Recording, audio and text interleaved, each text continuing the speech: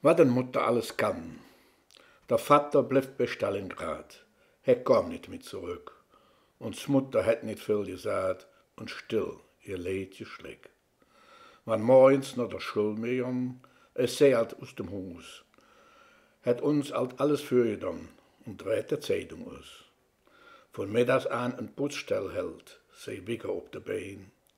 Bis sich der Mond hat ingestellt, sind wir daheim allein. Doch wenn sei abends endlich gut, wisst ihr, wat dat bedeutet? Dann steht sie öff noch an der Bütt und wisch für ander Lück. Selbst sonntags fing sie noch gen Ruh, dann wird daheim geschafft. Ich frag mich nur, wo nimmt Frau, en Mutter so viel Kraft?